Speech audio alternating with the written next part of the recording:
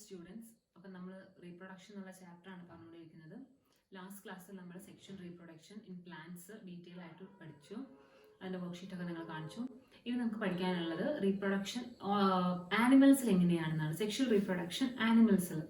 അപ്പം നമ്മൾ പ്ലാന്റ്സിൽ പറഞ്ഞ പോലെ തന്നെ ഞാൻ അപ്പോൾ പറഞ്ഞിട്ടുണ്ടായിരുന്നു നിങ്ങളുടെ അടുത്ത് 3 ഫേസസ് ആർക്കും ഉണ്ട്, ആനിമൽസിനും ഉണ്ട്. അപ്പോൾ ഏതൊക്കെയായിരുന്നു 3 ഫേസസ്? ആനിമൽസിന്റെ കേസ് ആണെങ്കിൽ ഇവിടെ നോക്കാം. നമ്മൾ ലാസ്റ്റ് ക്ലാസ്സിൽ പറഞ്ഞതുപോലെ ഫസ്റ്റ് ഫേസ് ഏതാണ്? It is the juvenile phase. Second phase it is the reproductive phase. And third one is the old age. ഈ 3 കാര്യങ്ങൾ നമ്മൾ ജസ്റ്റ് മെൻഷൻ ചെയ്തിട്ടുണ്ടായിരുന്നു ലാസ്റ്റ് ക്ലാസ്സിൽ. അപ്പം ഇതിൽ ജുവനൈൽ ഫേസ് നമ്മൾ അന്ന് ലാസ്റ്റ് ക്ലാസ്സിൽ എഴുതിയിട്ടുണ്ടായിരുന്നു. സെയിം ആസ് വെജിറ്റേറ്റീവ് ഫേസ് ആണ്. അപ്പൊ എന്താണ് ജുവനൈൽ ഫേസ് എന്ന് കൂടുതലായിട്ട് എക്സ്പ്ലെയിൻ ചെയ്യേണ്ട കാര്യമില്ല. എന്തായിരുന്നു? ഒരു ഓർഗാനിസം മെച്യൂരിറ്റി അറ്റൈൻ ചെയ്യുന്ന വരെയുള്ള കാലഘട്ടം. അപ്പൊ ആനിമൽസിന്റെ കേസ് ആണെങ്കിൽ നമ്മൾ ജനിച്ചിട്ട് ഒരു 18 വയസ്സൊക്കെ ആകുമ്പോൾ അങ്ങനെ പറയില്ല, പ്രായപൂർത്തിയാവുക. അപ്പം ആ ഒരു കാലയളവ് വരെയുള്ള ആ ഒരു കാലഘട്ടം, ജനിച്ചിട്ട് ഒരു മെച്യൂരിറ്റി 18 വയസ്സൊക്കെ വരെയുള്ള ആ ഒരു കാലഘട്ടത്തിനെയാണ് എന്ത് പറയാ നമ്മുടെ കേസിൽ ജുവനൈൽ ഫേസ് എന്ന് പറയുന്നത്. പിന്നെ രണ്ടാമത്തെ ഫേസ് ഏതാണ്? റീപ്രൊഡക്റ്റീവ് ഫേസ് ആണ്. റീപ്രൊഡക്റ്റീവ് ഫേസ് ഉണ്ടായിരുന്നു. It is a phase during which an organism attains the capacity to reproduce. Reproductive phase പറഞ്ഞിട്ടുണ്ടെങ്കിൽ ജുവനൈൽ ഫേസ് കഴിഞ്ഞുള്ള അടുത്ത ഫേസ് ആണ്, തൊട്ടപ്പുറത്തുള്ള ഫേസ് ആണ്. അപ്പോൾ 18 വയസ്സൊക്കെ കഴിഞ്ഞിട്ടുള്ള ആ ഒരു കാലഘട്ടത്തിനാണ് നമ്മൾ എന്ത് പറയുക? റീപ്രൊഡക്റ്റീവ് ഫേസ് എന്ന് പറയാം. അപ്പം നിങ്ങളൊക്കെ ഇനി റീപ്രൊഡക്റ്റീവ് ഫേസിലേക്ക് പ്രവേശിക്കാൻ പോകുന്ന ആൾക്കാരാണ്. ഇപ്പം നിങ്ങൾക്ക് 17 ഇയേഴ്സ് ഒക്കെ ആയിരിക്കും ഉണ്ടാവുക. അപ്പം നിങ്ങൾ ഏത് ഫേസിലാണ്? നിങ്ങൾ എപ്പോഴും ജുവനൈൽ ഫേസിലാണ്. 18 ഇയേഴ്സ് മുതൽ നിങ്ങൾ റീപ്രൊഡക്റ്റീവ് ഫേസിലേക്ക് കാലുകുത്താൻ പോവാണ്. അപ്പൊ നേരത്തെ പറഞ്ഞതുപോലെ റീപ്രൊഡക്റ്റീവ് ഫേസ് എന്ന് പറഞ്ഞാൽ എന്താണ്? ഒരു ഓർഗാനിസം റീപ്രൊഡ്യൂസ് ചെയ്യാനുള്ള കപ്പാസിറ്റി അറ്റൈൻ ചെയ്യാം. നമ്മൾ ഒരുപാട് തവണ പറഞ്ഞതാണ്. അതിനെയാണ് റീപ്രൊഡക്റ്റീവ് ഫേസ് എന്ന് പറയുന്നത്. അപ്പൊ റീപ്രൊഡക്റ്റീവ് ഫേസ് പറയുമ്പോൾ നമ്മൾ പറഞ്ഞതുപോലെ it is the phase during which the organisms attains the capacity to reproduce. Reproductive phase എന്ന് പറഞ്ഞിട്ടുണ്ടെങ്കിൽ ഒരു ഫേസ് അല്ലെങ്കിൽ ഒരു കാലഘട്ടമാണ്. അവിടെ എന്താണ് നടക്കുന്നത്? ഓർഗാനിസം റീപ്രൊഡ്യൂസ് ചെയ്യാൻ തുടങ്ങുകയാണ്. റീപ്രൊഡ്യൂസ് ചെയ്യുന്ന ആ ഒരു കാലഘട്ടത്തിനെയാണ് റീപ്രൊഡക്റ്റീവ് ഫേസ് പറയുന്നത്. പിന്നെ അതിന്റെ ബേസിൽ നമ്മൾ ആനിമൽസിനെ 2 ആയിട്ട് പറയാറുണ്ട്. ഒന്ന് കണ്ടിന്യൂസ് ബ്രീഡേഴ്സ് ആണ്, രണ്ടാമത്തത് സീസണൽ ബ്രീഡേഴ്സ് ആണ്.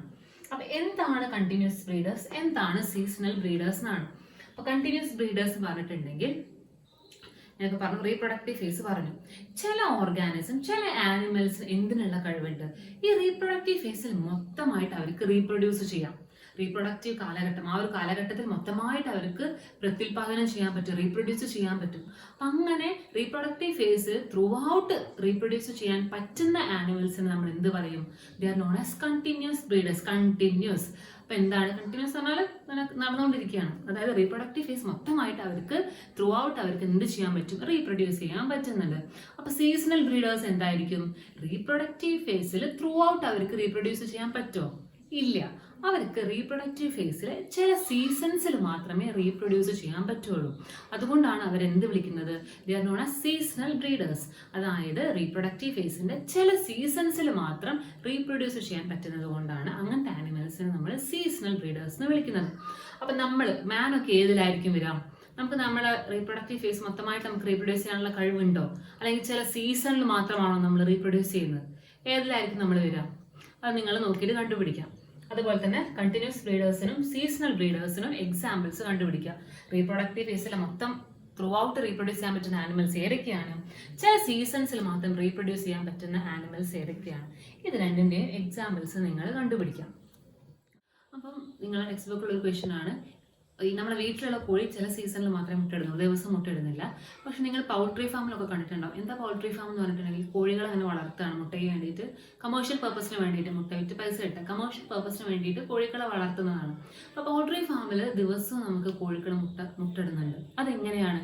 നമ്മുടെ വീട്ടിലുള്ള കോഴികൾ ചില സീസണിൽ മാത്രമേ മുട്ടയിടുന്നുള്ളൂ. പക്ഷേ ഈ പൗൾട്രി ഫാമിലുള്ള കോഴികൾ ഡെയിലി മുട്ടയിടുന്നുണ്ട്. അതെന്തുകൊണ്ടായിരിക്കാം? അതും കോഴി സെയിം, ഇതും കോഴി തന്നെയാണ്, അതിലൊരു വ്യത്യാസമൊന്നുമില്ല. പക്ഷെ എന്തുകൊണ്ടായിരിക്കാം വീട്ടിലുള്ള കോഴി സീസണലായിട്ട് മാത്രവും പൗൾട്രി ഫാമിലുള്ള കോഴികൾ ഡെയിലി നമുക്ക് എങ്ങനെയാണ് മുട്ടയും തരുന്നത്? അതെന്തായിരിക്കും അവിടെ ചെയ്യുന്നുണ്ടാവുക പൗൾട്രി ഫാമിൽ? അപ്പോൾ അത് നിങ്ങൾ കണ്ടുപിടിക്കേണ്ട ഒരു അസൈൻമെന്റ് ആണ്. എന്തുകൊണ്ടാണ് പൗൾട്രി ഫാമിലുള്ള കോഴികൾ ഡെയിലി എഗ് ലേ ചെയ്യുന്നത്? അല്ലെങ്കിൽ എന്തുകൊണ്ടാണ് പൗൾട്രി ഫാമിലുള്ള കോഴികൾക്ക് ഡെയിലി മുട്ടയിടാൻ പറ്റുന്നത്? വീട്ടിലുള്ളത് സീസണലായിട്ട് മാത്രം മുട്ടയിടുന്ന സമയത്ത് എന്തുകൊണ്ടാണ് പൗൾട്രി ഫാമിലെ കോഴികൾ ഡെയിലി മുട്ടയിടുന്നത്, എങ്ങനെയാണ് അവിടെ എന്ത് മെക്കാനിസമാണ് നടക്കുന്നത് എന്നുള്ളത് നിങ്ങൾ കണ്ടുപിടിച്ചിട്ട് എഴുതുക. അത് നിങ്ങൾ ചെയ്യേണ്ട ഒരു അസൈൻമെൻ്റ് ആണ്. അപ്പോൾ നമ്മൾ ബ്രീഡേഴ്സ് കഴിഞ്ഞു. ഈ പ്ലാസെന്റൽ മാമൽസ് എന്ന് പറഞ്ഞാൽ എന്താ? മാമൽ എന്ന് പറഞ്ഞാൽ എന്താ നിങ്ങൾക്ക് അറിയാം അല്ലേ? നമ്മൾ പഠിച്ചതാണ്, കഴിഞ്ഞ കാലം പിന്നെയും പഠിച്ചതാണ്. പ്ലാസെന്റൽ മാമൽസ് പറഞ്ഞിട്ടുണ്ടെങ്കിൽ നിങ്ങൾ സുവോളജിയിൽ ഇനി പഠിക്കും. പ്ലാസെന്റ എന്നൊക്കെ പറഞ്ഞാൽ എന്താ നിങ്ങൾക്ക് അറിയുന്നുണ്ടാവും.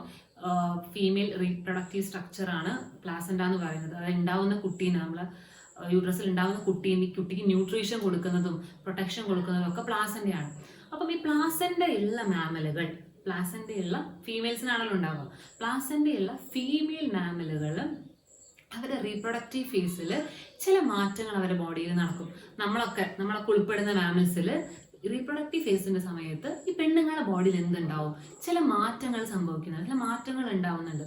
ഈ സൈക്ലിക് ആയിട്ടുള്ള ചേഞ്ചസ് ഒന്നില്ലെങ്കിൽ ഹോർമോണിന്റെ കാരണങ്ങൾ കൊണ്ടാവാം, അല്ലെങ്കിൽ റീപ്രൊഡക്റ്റീവ് ഡക്റ്റുകൾ, ആക്സസറി ഡക്റ്റുകളുടെ കാരണങ്ങൾ കൊണ്ടാവാം, അല്ലെങ്കിൽ ഫീമെയിൽ ബോഡിയിലുള്ള പിന്നെ ഓവറീസിന്റെ കാരണങ്ങൾ കൊണ്ടാവാം. അപ്പം ഈ പ്ലാസെന്റൽ ഫീമെയിൽസിന്റെ ബോഡിയിൽ ഓവറീസിലും ഡക്റ്റുകളിലും അതുപോലെ തന്നെ ഹോർമോൺസിലും ഒക്കെ സൈക്ലിക് ആയിട്ടുള്ള ചേഞ്ചസ് റീപ്രൊഡക്റ്റീവ് ഫേസിൽ നടക്കുന്നുണ്ട്.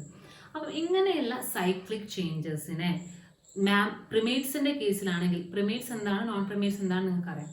നമ്മളൊക്കെ ഏതിൽ വരുന്നതാണ്? പ്രിമേറ്റ്സിൽ വരുന്നതാണ്. നമ്മൾ ഏപ്സ്, മങ്കീസ് ഒക്കെ പ്രിമേറ്റ്സിൽ വരുന്നതാണ്.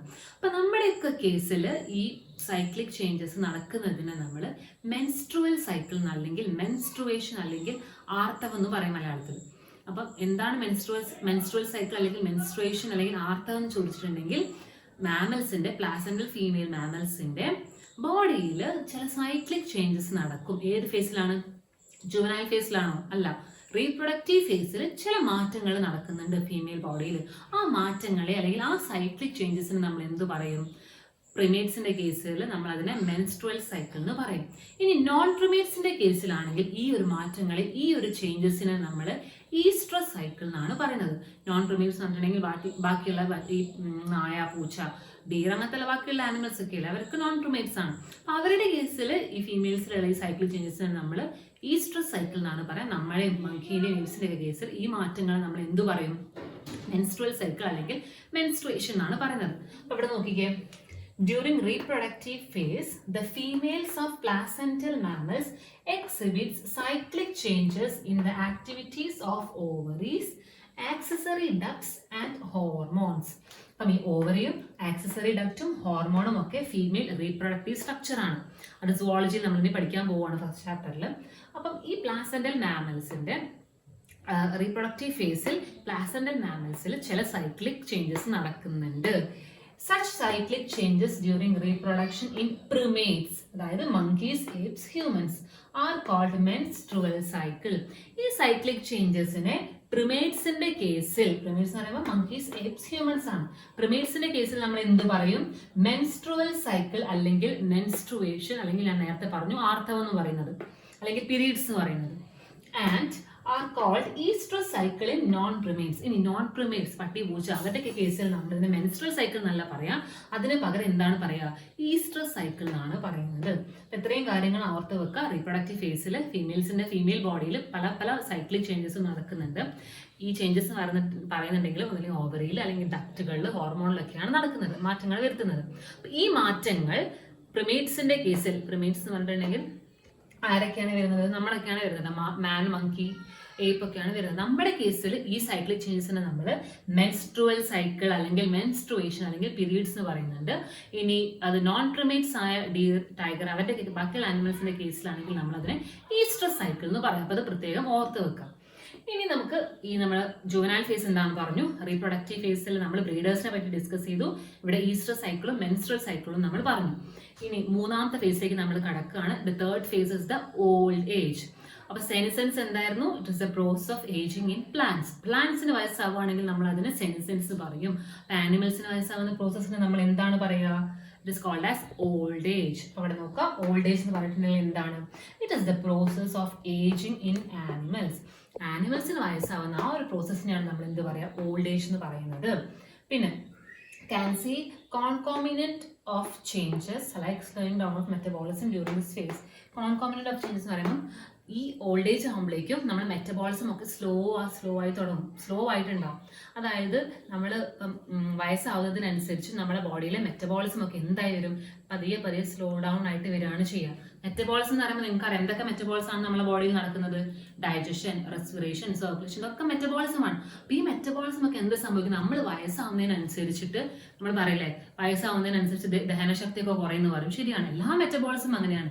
നമ്മൾ ഏജ് കൂടുതലനുസരിച്ച് മെറ്റബോളിസം ഒക്കെ സ്ലോ ഡൗൺ ആയി വരികയാണ് ചെയ്യുക. അതാണ് ഇവിടെ പറഞ്ഞിട്ടുള്ളത്. മെറ്റബോളിസം ഒക്കെ സ്ലോ ഡൗൺ ചെയ്യും. പിന്നെ എന്ത് സംഭവിക്കും, old age ultimately leads to death. അപ്പൊ ഇങ്ങനെ മെറ്റബോളിസം ഒക്കെ മെല്ലെ ആയി വന്ന് എന്താവും, സ്റ്റോപ്പ് ചെയ്യാണ്. ആ സ്റ്റോപ്പ് ചെയ്യുന്നത് നമ്മൾ എന്ത് പറയും, ഡെത്ത് അല്ലെങ്കിൽ മരണം എന്ന് പറയും. അപ്പോൾ ഓൾഡ് ഏജ് അവസാനിക്കുക എവിടെയാണ്, മരണത്തിലാണ് അവസാനിക്കുന്നത്. അതാണ് ഇവിടെ എഴുതിയത്, old age ultimately lead to the death of individual. Old age അവസാനിക്കുക ഡെത്തിലാണ് അവസാനിക്കുന്നത്. അപ്പൊ നമ്മളിപ്പം പ്ലാന്റ്സിന്റെ കേസിൽ 3 ഫേസസ് പറഞ്ഞു. ഏതൊക്കെയായിരുന്നു, വെജിറ്റേറ്റീവ്, റീപ്രൊഡക്റ്റീവ് ആൻഡ് സെനസൻസ്. ആനിമൽസിന്റെ കേസ് ആണെങ്കിൽ again juvenile phase, reproductive phase and old age. അപ്പൊ ഈ 3 ഫേസുകൾ പ്ലാന്റ്സിന്റെ കേസിലാണെങ്കിലും ആനിമൽസിന്റെ കേസിലാണെങ്കിലും ഇതിന്റെ ട്രാൻസിഷൻ എന്ന് പറഞ്ഞാൽ എന്താ, പ്ലാന്റ്സിന്റെ കേസ് ആണെങ്കിൽ പ്ലാന്റ് ഇത്ര മെച്യൂരിറ്റി എത്തിക്കഴിഞ്ഞാൽ അടുത്ത ഏത് ഫേസ് വരണം, റീപ്രൊഡക്റ്റീവ് വരണം. അത് കഴിഞ്ഞാൽ പിന്നെ ഏത് വരണം, സെൻസൻസ് വരണം. ഇനി ആനിമൽസിന്റെ കേസ് ആണെങ്കിൽ ഇത്ര വയസ്സ് വരെ എന്താണ്, ജുവനൈൽ ആണ്. അത് കഴിഞ്ഞാൽ ആ ആനിമൽ ഇതിലേക്ക് കടക്കണം, റീപ്രൊഡക്റ്റീവ് ഫേസിലേക്ക് കടക്കണം. അത് കഴിഞ്ഞാൽ പിന്നെ ഓൾഡ് ഏജിലേക്ക് കടക്കണം. അപ്പൊ ഈ കടക്കണം എന്നുള്ള ആ ഒരു കമാൻഡ് അല്ലെങ്കിൽ ആ ഒരു മാറ്റം അവിടെ കൊടുക്കുന്നത്, ആ മാറ്റത്തിന് സഹായിക്കുന്നത് ഹോർമോണുകളാണ്. നിങ്ങൾക്ക് PGR അല്ലെങ്കിൽ പ്ലാന്റ് ഗ്രോത്ത് റെഗുലേറ്റേഴ്സ് അല്ലെങ്കിൽ ഹോർമോൺസ് എന്താണെന്ന് നമ്മൾ പഠിച്ചു. ഓക്സിൻസ്, ഗിബറലിൻസ്, സൈറ്റോകൈനസ് ഒക്കെ നമ്മൾ പഠിച്ചിട്ടില്ലായിരുന്നു. അപ്പൊ ഇതുപോലുള്ള ഹോർമോൺസ് ആണ് പ്ലാന്റ്സിന്റെ കേസിൽ ഓരോ ഫേസുകളും മാറാൻ സഹായിക്കുന്നത്. ഇന്ന ഫേസ് കഴിഞ്ഞാൽ ഇന്നത് വരണം, അത് കഴിഞ്ഞാൽ മറ്റേത് വരണം. അതിന് ഹെൽപ്പ് ചെയ്യുന്നത് ആരാണ്, ഹോർമോൺസ് ആണ്. നമ്മുടെ കേസിലും അതുപോലെ തന്നെ നമുക്ക് പറയാം, നമ്മുടെ ബോഡിയിൽ ഒരുപാട് ഹോർമോൺസ് ഉണ്ട്. നമ്മൾ ജുവനൈൽ കഴിഞ്ഞാൽ പിന്നെ റീപ്രൊഡക്റ്റീവ് വരണം, റീപ്രൊഡക്റ്റീവ് കഴിഞ്ഞിട്ടുണ്ടെങ്കിൽ പിന്നെ ഓൾഡ് ഏജ് വരണം. ഈ ഒരു ട്രാൻസിഷൻ ഒക്കെ ഹെൽപ്പ് ചെയ്യുന്നത് പ്ലാന്റ്സിന്റെ കേസിലും നമ്മുടെ കേസിലും ആരാണ്, ഹോർമോൺസ് ആണ്. അത് എപ്പോഴും നിങ്ങൾ ഓർത്ത് വെക്കുക. അത് ഞാനിവിടെ ഏറ്റവും ലാസ്റ്റ് എഴുതിയിട്ടുണ്ട്. In plants and animals hormones underline ചെയ്ത് തന്നെ പഠിക്കാം, are responsible for the transition between the 3 phases. പ്ലാന്റ്സിന്റെ കേസിലും ആനിമൽസിന്റെ കേസിലും ഹോർമോൺസ് ആണ് ഈ 3 ഫേസുകളെയും തമ്മിൽ അങ്ങോട്ടും ഇങ്ങോട്ടും മാറാൻ സഹായിക്കുന്നത്. വെജിറ്റേറ്റീവ് കഴിഞ്ഞാൽ റീപ്രൊഡക്റ്റീവ് കഴിഞ്ഞാൽ സെനസൻസ്. ഇവിടെ ആണെങ്കിലും ജുവനൈൽ കഴിഞ്ഞാൽ റീപ്രൊഡക്റ്റീവ് കഴിഞ്ഞാൽ ഓൾഡ് ഏജ്. ട്രാൻസിഷന് ഹെൽപ്പ് ചെയ്യുന്നത് ആരാണ്, ഹോർമോൺസ് ആണ്. അപ്പം ഇത്രയും കാര്യങ്ങളാണ് നമ്മളിപ്പം ഈ ഒരു സെക്ഷൽ റീപ്രൊഡക്ഷനിൽ പഠിച്ചു തന്നത്. ഇനി നമുക്ക് നോക്കാനുള്ളൊരു കാര്യം എന്താണെന്ന് വെച്ചിട്ടുണ്ടെങ്കിൽ, സെക്ഷൽ റീപ്രൊഡക്ഷനിലേക്ക് നമ്മളിങ്ങനെ കടക്കുകയാണല്ലോ. സെക്ഷൽ റീപ്രൊഡക്ഷൻ്റെ കേസിൽ, ആനിമൽസിൻ്റെ കേസിൽ നമ്മൾ 3 ഈവൻറ്റുകൾ നിങ്ങൾക്ക് പഠിക്കാനുണ്ട്. ഏതൊക്കെയാണെന്ന് വെച്ചിട്ടുണ്ടെങ്കിൽ, ഒന്നാമത്തത് പ്രീ ഫെർട്ടിലൈസേഷൻ ഈവൻ്റ് ആണ്, രണ്ടാമത്തത് ഫെർട്ടിലൈസേഷൻ ഈവൻ്റ് ആണ്, തേർഡ് വൺ ഏതായിരിക്കും, പ്രീ ഫെർട്ടിലൈസേഷൻ, പിന്നെ third one obviously post fertilisation events ആണ്. നിങ്ങൾക്കറിയാം ഫെർട്ടിലൈസേഷൻ എന്താണെന്ന് നിങ്ങൾക്ക് അറിയാം അല്ലേ. ഫെർട്ടിലൈസേഷൻ എന്താണ്, it is a fusion of male and female gamete. അപ്പൊ ഫെർട്ടിലൈസേഷന് മുമ്പ് നടക്കുന്ന കുറെ ബോഡി നമ്മൾ പ്രിപ്പയർ ചെയ്യണം ഫെർട്ടിലൈസേഷന് വേണ്ടിയിട്ട്. അപ്പൊ അതിന് മുമ്പ് നടക്കുന്ന ഈവന്റുകൾ നമ്മൾ പ്രീ നിങ്ങൾക്കറിയാം മുമ്പ് എന്നാണ്, പ്രീ ഫെർട്ടിലൈസേഷൻ ഈവൻസിൽ ഉൾപ്പെടുത്തും. അതുപോലെ ഫെർട്ടിലൈസേഷന് ശേഷം ബോഡിയിൽ നടക്കുന്ന ഈവന്റുകൾ എന്ത് പറയും, പോസ്റ്റ് ഫെർട്ടിലൈസേഷൻ ഈവൻസ് എന്ന് പറയും. അപ്പൊ നമുക്കിതിന് ഡീറ്റെയിൽ ആയിട്ട് നോക്കാം ഈ 3 ഈവന്റിലും എന്തൊക്കെയാണ് നടക്കുന്നത് എന്നുള്ളത്. അപ്പൊ നമ്മൾ ആദ്യം പറയാൻ പോകുന്നത് പ്രീ ഫെർട്ടിലൈസേഷൻ ഈവന്റിനെ പറ്റിയാണ്. അപ്പൊ പ്രീ ഫെർട്ടിലൈസേഷൻ ഈവൻസ് പറഞ്ഞിട്ടുണ്ടെങ്കിൽ these are events which occur prior to fertilisation. ഫെർട്ടിലൈസേഷന് മുമ്പ് നടക്കുന്ന ഈവന്റുകളാണ് പ്രീ ഫെർട്ടിലൈസേഷൻ ഈവൻസ് എന്ന് പറയുന്നത്. പ്രീ ഫെർട്ടിലൈസേഷൻ ഈവൻസിൽ 2 പ്രോസസ്സുകളാണ് നിങ്ങൾക്ക് പഠിക്കാനുള്ളത്. The first one is the gametogenesis and the second one is the gamete transfer. അപ്പം ഞാൻ നിങ്ങളോട് പണ്ട് മുതലേ +1 തുടക്കം മുതലേ പറഞ്ഞു വരുന്ന ഒരു കാര്യമാണ്, ജെനസിസ് എന്നുള്ള വേർഡ് എവിടെയെങ്കിലും GENESIS കണ്ടിട്ടുണ്ടെങ്കിൽ അതെന്തായിരിക്കും, എപ്പോഴും ഫോമേഷൻ ആയിരിക്കും അല്ലെങ്കിൽ സിന്തസിസ് ആയിരിക്കും. അപ്പൊ ഗമീറ്റോജെനസിസ് എന്തായിരിക്കും, ഇറ്റ് ഇസ് ദ ഫോമേഷൻ അല്ലെങ്കിൽ it is the synthesis of gametes. Male ഗമീറ്റിന്റെയും ഫീമെയിൽ ഗമീറ്റിന്റെയും ഫോമേഷനെയാണ് നമ്മൾ എന്ത് പറയുന്നത്, ഗമീറ്റോജെനസിസ് എന്ന് പറയുന്നത്. അതുപോലെ രണ്ടാമത്തെ ഈവന്റ് ആണ് ഗമീറ്റ് ട്രാൻസ്ഫർ. അപ്പൊ അത് നമുക്ക് കുറച്ചും കൂടെ കഴിഞ്ഞിട്ട് പഠിക്കാം. നമുക്ക് എന്താണ് ഗമീറ്റോജെനസിസ് എന്ന് നോക്കാം. അപ്പൊ അവിടെ നോക്കിക്കേ, പ്രീ ഫെർട്ടിലൈസേഷൻ ഈവൻസ് ആണ്. അതിൽ 2 പ്രോസസ് ഉണ്ട്. The first one is the gametogenesis. എന്തായിരുന്നു gametogenesis? It is the formation of gametes. Male and female ഗമീറ്റിന്റെ ഫോമേഷനെയാണ് നമ്മൾ ഗമീറ്റോജെനസിസ് എന്ന് പറയുന്നത്. സെക്കൻഡ് പ്രോസസ് ഏതാണ്? It is the gamete transfer. അപ്പൊ ഗമീറ്റോജെനസിസ് എന്ന് പറഞ്ഞിട്ടുണ്ടെങ്കിൽ it is the formation of male and female gametes. അപ്പം ഇനി ഗമീറ്റ്സ് എന്ന് പറയുമ്പോൾ മെയിൽ ഗമീറ്റും ഫീമെയിൽ ഗമീറ്റും ഒക്കെ ഉണ്ടെന്ന് പറഞ്ഞു. അപ്പൊ ഗമീറ്റ്സ് നമ്മൾ മെയിൻ ആയിട്ടും രണ്ടായിട്ട് ഡിവൈഡ് ചെയ്തിട്ടുണ്ട്. രണ്ട് ടൈപ്പ് ഓഫ് ഗമീറ്റ്സ് ആണ് ഉള്ളത്. ഒന്ന് ഹെട്രോഗമീറ്റ്സ് ആണ്, രണ്ടാമത്തത് ഐസോഗമീറ്റ്സ് അല്ലെങ്കിൽ ഹോമോഗമീറ്റ്സ് ആണ്. അപ്പൊ ഇവിടെ നോക്കാം, ഫസ്റ്റ് വൺ ഐസോഗമീറ്റ്സ് അല്ലെങ്കിൽ ഹോമോഗമീറ്റ്സ് ആണ്, and second one is the heterogametes. ഇപ്പൊ ഗമീറ്റ്സ് ടു ടൈപ്സ് ഉണ്ട്. First one homogametes or isogametes ആണ്, and second one is the heterogametes. Homogametes പറഞ്ഞാൽ എന്തായിരിക്കും? ഹോമോ എന്ന് പറഞ്ഞാൽ സെയിം അല്ലെങ്കിൽ സിമിലർ എന്നാണ് അർത്ഥം. അപ്പൊ ഹോമോഗമീറ്റ്സ് പറഞ്ഞിട്ടുണ്ടെങ്കിൽ ഇവിടെ മെയിൽ ഗമീറ്റും ഫീമെയിൽ ഗമീറ്റും എങ്ങനെയായിരിക്കും? ദേ വിൽ ബി സിമിലർ. അവരെ കാണാൻ ഒരേപോലെയാണ് ഉണ്ടാവുക. മെയിൽ ഗമീറ്റും ഫീമെയിൽ ഗമീറ്റും ഒരേപോലെ ആയിരിക്കും കാണാനുണ്ടാവുക. അങ്ങനെയാണെങ്കിൽ ഹെറ്ററോഗമീറ്റ്സ് എന്തായിരിക്കും? മെയിൽ ഗമീറ്റും ഫീമെയിൽ ഗമീറ്റും they will be morphologically different. Morphology എന്ന് പറഞ്ഞാൽ അതാണ് അപ്പിയറൻസ് ആണ്, എക്സ്റ്റേണൽ അപ്പിയറൻസ് ആണ്. കാണാൻ രണ്ടാളും ഡിഫറെന്റ് ആയിരിക്കും. മെയിലിനെ പോലെ ആവില്ല ഫീമെയിൽ ഗമീറ്റിനെ കാണാൻ. അപ്പൊ ഗമീറ്റ്സ് പറഞ്ഞിട്ടുണ്ടെങ്കിൽ രണ്ട് ടൈപ്പ് ഉണ്ട്, ഹെട്രോഗമീറ്റ്സും അതുപോലെ തന്നെ ഐസോ ഓർ ഹോമോഗമീറ്റ്സ്. അപ്പം ഹെട്രോഗമീറ്റ്സിനെ കുറിച്ച് നമുക്ക് ഡീറ്റെയിൽ ആയിട്ടൊന്ന് നോക്കാം. ഹെട്രോഗമീറ്റ്സ് എന്തായിരുന്നു? ഹെട്രോഗമീറ്റ്സ് means they are gametes which are morphologically different. ഇവിടെ നോക്കിക്കേ, ഹെട്രോഗമീറ്റ്സ്. ഹെട്രോഗമീറ്റ്സ് പറഞ്ഞാൽ the two gametes, ഏതൊക്കെയാണ് two gametes? ഒന്ന് മെയിലും ഒന്ന് ഫീമെയിലും. The two gametes are morphologically different. Externally അവർ എന്തായിരിക്കും? ഡിഫറെന്റ് ആയിരിക്കും കാണാൻ. അപ്പൊ അതെങ്ങനെയാണെന്ന് നോക്കാം. അപ്പൊ ഹെട്രോഗമീറ്റ്സ് ഞാൻ പറഞ്ഞതുപോലെ മെയിൽ ഗമീറ്റും ഫീമെയിൽ ഗമീറ്റും എന്താണ് കാണാൻ തന്നെ ഡിഫറെന്റ് ആയിരിക്കും. എക്സാമ്പിൾ ഒന്ന് നമ്മളാണ്, ഹ്യൂമൻ ബീങ്സ് ആണ്, പിന്നെ ഒന്ന് അതുപോലെ തന്നെ ഒരു ഫ്യൂക്കസ് പറഞ്ഞിട്ടുള്ള ആൽഗയാണ്. അപ്പൊ നമ്മുടെ കേസിൽ എങ്ങനെയാണ് മെയിൽ ഗമീറ്റും ഫീമെയിൽ ഗമീറ്റും ഡിഫറെന്റ് ആകുന്നത് നമുക്ക് നോക്കാം. അപ്പൊ ഹ്യൂമൻ ബീങ്സിന്റെ കേസ് എടുക്കുകയാണെങ്കിൽ നിങ്ങൾക്കറിയാം മെയിലും ഫീമെയിലും ഉണ്ട്. മെയിൽ ഗമീറ്റ് അല്ലെങ്കിൽ ആണുങ്ങളിലുള്ള ഗമീറ്റ് ഏതാണ്? യെസ്, സ്പേം ആണ് അല്ലെ. ആണുങ്ങളിൽ സ്പേം ആണുള്ളത്. അതുപോലെ പെണ്ണുങ്ങളിൽ ഏതാണുള്ളത്? ഒന്നില്ലെങ്കിൽ എഗ് എന്ന് പറയും നമ്മൾ, അല്ലെങ്കിൽ അതിനെന്തും പറയും, ഓവം എന്നും പറയും. ഓവറി അല്ല, ഓവം. ഓവറി ഉണ്ടാക്കുന്നതാണ് ഓവത്തിന്. അപ്പം ഫീമെയിൽ പെണ്ണുങ്ങളിൽ നമ്മൾ അതിനെ, ഫീമെയിൽസിൽ നമ്മൾ അതിനെ ഓവം അല്ലെങ്കിൽ എഗ് എന്നും പറയും. സിമിലർലി ഇൻ മെയിൽ എന്ന് പറയും, സ്പേം എന്നും പറയും. അപ്പൊ മെയിൽ ഗമീറ്റ് സ്പേമും ഫീമെയിൽ ഗമീറ്റ് എഗ് അല്ലെങ്കിൽ ഓവം ആണ്. നമ്മുടെ പിക്ചർ നോക്കാം. നിങ്ങൾക്കറിയാം ഫീമെയിൽ ഗമീറ്റ് ആണ് ഏത്? എഗ് അല്ലെങ്കിൽ ഓവം. ഒരു സ്ഫെറിക്കൽ ആയിട്ടായിരിക്കും ഓവം ഉണ്ടാവും. സ്ഫെറിക്കൽ വട്ടം റൗണ്ടിലായിരിക്കും ഉണ്ടാവുക. അതുപോലെ സ്പേം നിങ്ങൾക്കറിയാം സ്പേമിന്റെ സ്ട്രക്ചർ എങ്ങനെയാണ്? ഒരു ടെയിലൊക്കെ ഉണ്ട്. നിങ്ങൾ ടെക്സ്റ്റ് ബുക്ക് റെഫർ ചെയ്താൽ കറക്റ്റ് ഒരു പാർട്സ് ഉണ്ട്, ഒരു ഹെഡ് ഉണ്ട്, ഒരു ടെയിലൊക്കെ ഉണ്ട് സ്പേമിന്. അപ്പം ഈ നമ്മുടെ ബോഡിയിൽ ഹ്യൂമൻ ബീങ്സിന്റെ എഗ് അല്ലെങ്കിൽ ഓവം എന്തായിരിക്കും? സ്ഫെറിക്കൽ ആയിരിക്കും. ഫസ്റ്റ് പോയിന്റ് ആണ്. പിന്നെ it will always be larger അല്ലെങ്കിൽ bigger than the sperm. Sperm എപ്പോഴും ഓവത്തിനേക്കാളും ചെറുതായിരിക്കും. നമുക്ക് പിക്ചറും വീഡിയോസും ഒക്കെ വരുന്നുണ്ട്, അത് കാണാം. അപ്പൊ ഇത്രയും കാര്യം ആലോചിച്ച് വെക്കുക.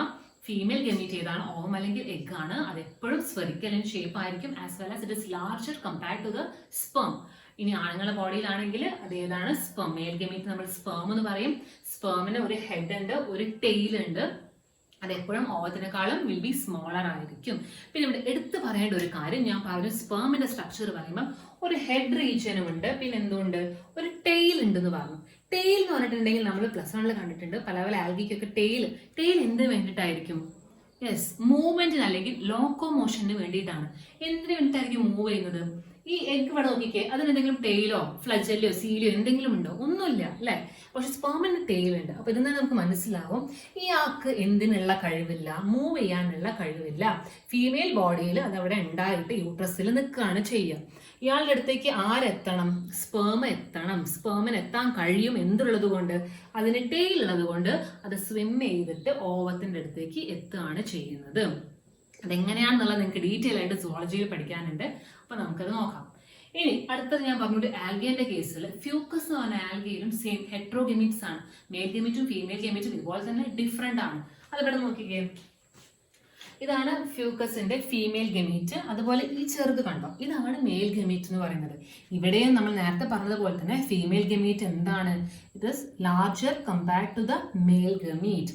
ലാർജർ ആണ്, സ്ഫെറിക്കൽ ആണ്. പിന്നെ മെയിൽ ഗമീറ്റിന് അവിടെ നമ്മൾ സ്പേമിന് പറഞ്ഞ പോലെ തന്നെ ഇവിടെ ഒരു ചെറിയ ടെയിൽ ലൈക്ക് സ്ട്രക്ചർ ഉണ്ട്. ഒരു ടെയിൽ എന്ന് പറയാൻ പറ്റില്ല, ഒരു മോട്ടൈൽ സ്ട്രക്ചർ ഉണ്ട്. അതായത് മൂവ് ചെയ്യാൻ ഹെൽപ്പ് ചെയ്യുന്ന ഒരു സ്ട്രക്ചർ ഉണ്ട്. അപ്പൊ ഇതാണ് ഹ്യൂമൻ ബീങ്സിന്റെ കേസിലും ഫ്യൂക്കസ് എന്നുള്ള ആൽഗേന്റെ കേസിലും പറയാനുള്ളത്. ഇവർ രണ്ടാൾക്കും ഉള്ളത് എങ്ങനത്തെ ഗമീറ്റ്സ് ആണ്? ഹെട്രോഗമീറ്റ്സ് ആണ്. Means the gametes, male and female gametes are morphologically different ആണ്. Female will always be larger compared to the male. അതുപോലെ തന്നെ മെയിലിന് എന്തുണ്ടാവും? ഒരു മോട്ടൈൽ സ്ട്രക്ചർ ഉണ്ടാവും ഫോർ മൂവ്മെന്റ് അല്ലെങ്കിൽ ലോക്കോമോഷൻ. അപ്പോൾ ഇത്രയും കാര്യങ്ങളാണ് ഫെർട്ടിലൈസേഷൻ്റെ 2 പ്രോസസ്സിൽ നമുക്ക് പഠിക്കാനുള്ളത്. ഗമീറ്റ് ട്രാൻസ്ഫർ നമ്മൾ കുറച്ചും കൂടെ കഴിഞ്ഞിട്ട് ഡീറ്റെയിൽ ആയിട്ട് നോക്കാൻ പോവുകയാണ്. ഓക്കെ, അപ്പം ഇത്രയുമാണ് ഇന്നത്തെ ക്ലാസ്സിൽ നമുക്ക് പഠിക്കാനുള്ളത്. അപ്പം എന്തൊക്കെയാണ് നമ്മൾ ഇന്ന് കവർ ചെയ്ത പോർഷൻസ്, ഏതൊക്കെ ഭാഗങ്ങളായിരുന്നു? ഒന്ന്, പിന്നെ നമ്മൾ ആനിമൽസിൻ്റെ കേസിൽ 3 ഫേസസും ഡിസ്കസ് ചെയ്തു. പിന്നെ അത് കഴിഞ്ഞിട്ട് നമ്മൾ സീസണൽ ബ്രീഡേഴ്സും അതുപോലെ തന്നെ കണ്ടിന്യൂസ് ബ്രീഡേഴ്സും എന്താണെന്ന് പറഞ്ഞു. പിന്നെ അത് കഴിഞ്ഞിട്ട് നമ്മൾ സൈക്ലിക് ചേഞ്ചസ്, അതായത് 2 സൈക്കിൾസ് പഠിച്ചു, മെൻസ്ട്രൽ സൈക്കിൾ ആൻഡ് ഈസ്ട്രൽ സൈക്കിൾ. അത് കഴിഞ്ഞിട്ട് നമ്മൾ ഈവൻസിലേക്ക് എത്തി. സെക്ഷൽ റീപ്രൊഡക്ഷനിൽ 3 ഈവൻറ്റുകൾ ഉണ്ടെന്ന് പറഞ്ഞു. It is a pre fertilisation, fertilisation and post fertilisation events ഇത് പറഞ്ഞു. നമ്മൾ പ്രീ ഫെർട്ടിലൈസേഷൻ ഈവൻസിൻ്റെ എക്സ്പ്ലനേഷൻ തുടങ്ങിയാൽ പ്രീ ഫെർട്ടിലൈസേഷൻ ഈവൻസ് നമ്മൾ എക്സ്പ്ലനേഷൻ തുടങ്ങി. അപ്പോൾ എന്താണ് പ്രീ ഫെർട്ടിലൈസേഷൻ ഈവൻസ് ഞാൻ പറഞ്ഞിരുന്നു. അതിൽ 2 പ്രോസസ്സ് ഉണ്ട്. ഒന്ന് ഗെമീറ്റോജെനസിസ് ആണ്, ഒന്ന് ഗെമീറ്റ് ട്രാൻസ്ഫർ ആണ്. എന്താണ് ഗെമീറ്റോജെനസിസ് നമ്മൾ കണ്ടു. 2 ടൈപ്സ് ഓഫ് ഗെമീറ്റ്സ് ഉണ്ടെന്ന് കണ്ടു. അതിലൊന്ന് ഹെട്രോഗെമീറ്റ്സ് ആണ്, ആൻഡ് സെക്കൻഡ് വൺ ഐസോഗെമീറ്റ്സ് അല്ലെങ്കിൽ ഹോമോഗെമീറ്റ്സ് എന്ന് പറഞ്ഞു. എന്താണ് ഹെട്രോഗെമീറ്റ്സ്, എന്താണ് ഹോമോഗെമീറ്റ്സ് നമ്മൾ ഡിസ്കസ് ചെയ്തു. അതിന് 2 എക്സാമ്പിൾ പഠിച്ചു. ഹെട്രോഗെമീറ്റ്സിൻ്റെ ഏതൊക്കെയാണ്? ഒന്ന് ഹ്യൂമൻ ബീങ്സിലാണ്, വിത്ത് പിക്ചറാണ് നമ്മൾ പഠിച്ച് എക്സ്പ്ലെയിൻ ചെയ്തത്. അതുപോലെ തന്നെ ഫ്യൂക്കസ് എന്നുള്ള ആൽഗയിലും ഹെട്രോഗെമീറ്റ്സ് ആണ് കാണുന്നത്. അത് വിത്ത് പിക്ചറാണ് നമ്മൾ എക്സ്പ്ലെയിൻ ചെയ്തത്. പിന്നെ നമുക്ക് അതിൽ ബാക്കി നോക്കാനുള്ളത് ഹെട്രോഗെമീറ്റ് കഴിഞ്ഞാൽ ഹോമോഗെമീറ്റ്സ് എന്താണ്, പിന്നെ ബാക്കിയുള്ള കുറച്ച് ഭാഗങ്ങളും കൂടെയാണ് നമുക്കത് നോക്കാനുള്ളത്. അപ്പം നിങ്ങൾ ഈ പ്രാവശ്യം എന്ന് ചെയ്യേണ്ട വർക്ക് എന്താണെന്ന് വെച്ചിട്ടുണ്ടെങ്കിൽ, ഇന്നിപ്പോൾ എടുത്ത ഇത്രയും കാര്യങ്ങൾ ഞാൻ പറഞ്ഞില്ലേ, ഇത്രയും കാര്യങ്ങളുടെ നിങ്ങൾ നോട്ട്സ് എഴുതി ഉണ്ടാക്കുക. അതുപോലെ തന്നെ ഈ എഗിൻ്റെയും അതുപോലെ തന്നെ സ്പേമിൻ്റെയും ആ ഒരു കേസ് നമ്മൾ പറഞ്ഞില്ലേ, എക്സാമ്പിൾസ് ഹ്യൂമൻ ബീങ്സിനും ഫ്യൂക്കസിൻ്റെ ഒക്കെ, അതിൻ്റെ പിക്ചേഴ്സ് കൂടെ നിങ്ങൾ വരയ്ക്കണം.